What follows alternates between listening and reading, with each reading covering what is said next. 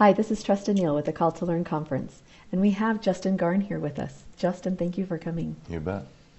So, Justin, can you tell us who you are and a little bit about yourself? My name is Justin Garn. I was born into a military family. My father was Air Force for 26 years. I was born in Okinawa, Japan. I've got brothers born in Italy and Texas and sisters born in different parts of California. Wow. And we were just kind of a close, tight little family moving around the world most of my life growing up. And I moved to Utah about college age and joined the military actually when I was 17 and have been in for nearly 24 years now. And so my background is very military, I guess, in all aspects.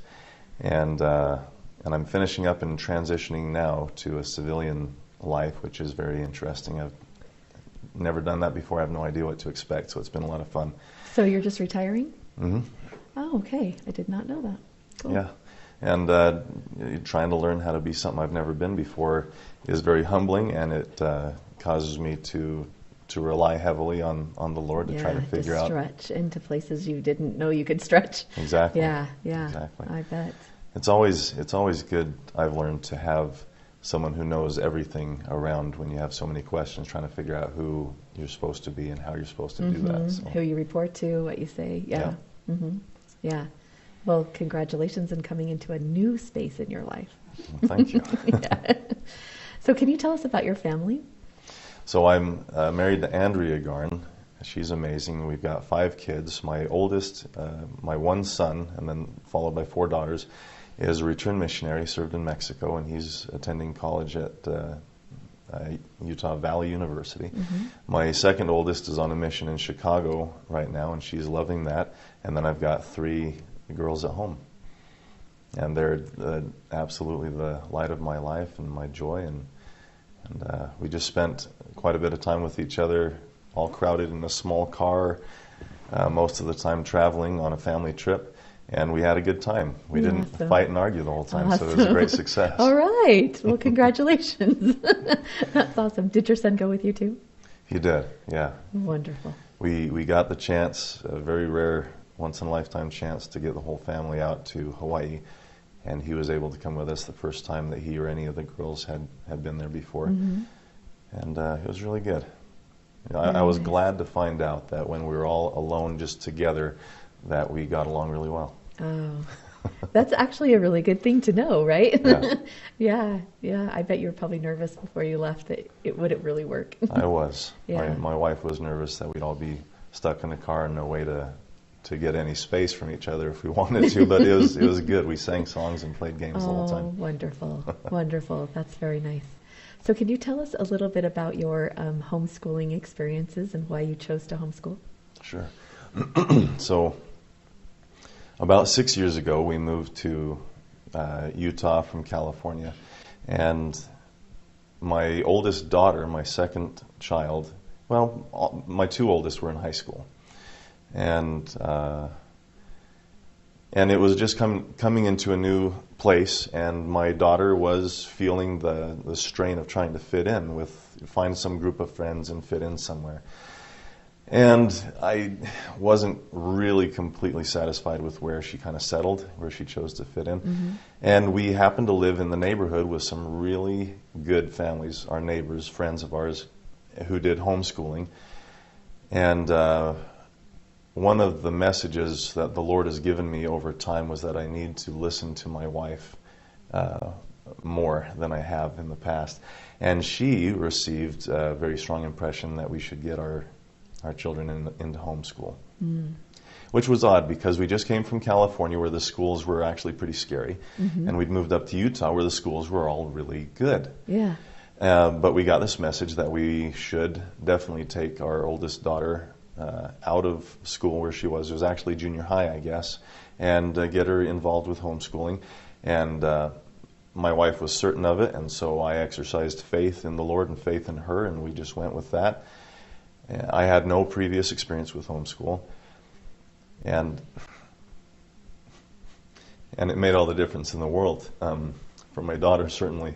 And she came, and I had no idea. She came and she told us probably 2 to 3 years later there was no way for us to know what she was going through. There was no way for us to know about the dangers that she was facing and the pressures that she was feeling, but that she, pardon me, she feels that we saved her life and that we changed everything when we took her out of public school and got her into homeschooling.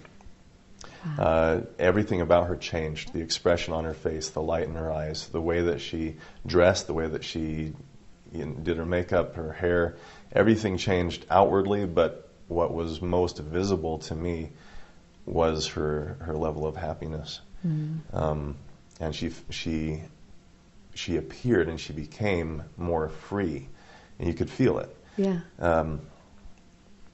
Where she had felt very, very bound or very limited, I guess, before.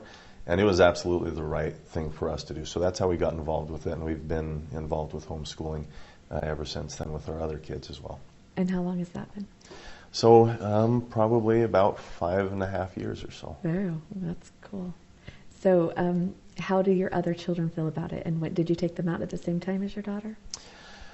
Let's see. So my oldest daughter was in probably 8th grade, I would guess, and that would put my next one in 5th. Yes, we took the youngest wasn't in school yet, but we took all of them out and put them into a homeschooling association in our neighborhood where we lived, and they loved it. They had a lot of fun. They learned how to think critically. They learned how to free their minds instead of just regurgitating information, which is how I was raised. If you wanted a good grade, you would just throw back at the teacher whatever they threw at you in class, which was a terrible way to learn. You didn't learn, you just strategized, I guess. And so I have really enjoyed watching their minds expand and learn how to think and how to receive new information. It's been a lot of fun. Great, great. And your wife now? Is she teaching in it? What does she do? She does still volunteer. She does still help with the Homeschooling Association. She is still right, and I still listen to her as often as I can. Great. Yeah, she's doing great. She's constantly looking for the best programs, the best books, the best things to to help our kids' minds absorb, and it's been a lot of fun for her to pursue Wonderful. So what has your role as a father been in their education? I get to teach them about self-discipline and mastery and how to do things that they don't want to do, how to do things that are hard. And in my years in the military, and this may kind of surprise a lot of people, in the military it's not just all about making people do what you want them to do. You really have to learn, because you're in charge of 10, 20, 30, 60 adults. And things don't work if they're just doing what you say because you want them to. You have to learn how to find out what they want and how to get them to understand why it's so important to follow the orders that you're giving. Yeah. If they don't have buy-in, if they don't own the mission that they're on, then it's not going to succeed. And that has really helped me out with being a father, with raising children, because you've got to help them see and use their own judgment to put weight in or to put value in their own educations. And when they catch fire with that, when they learn to really value their own minds and their own educations, then they start feeding themselves the best stuff. They get involved with nourishing their minds, and it's really exciting. Yeah. And so do you do this on a daily basis or monthly? Kind of with the younger ones, you have to do it in very little ways all the time. Okay. And when they learn the principles or the lessons in those little things, then they start to do it themselves. And then when the big things come, there's no worry, there's no concern over whether they're going to be able to handle it or if they'll make the right decisions, because they've already been doing it so long with the little stuff. So. Yeah, awesome. That's great. To subscribe to our YouTube channel, click here. To choose from our gifts and request updates on our most popular topics, visit calledtolearn.com. For more videos like this one, click this playlist. For Table Talk discussions, choose this playlist.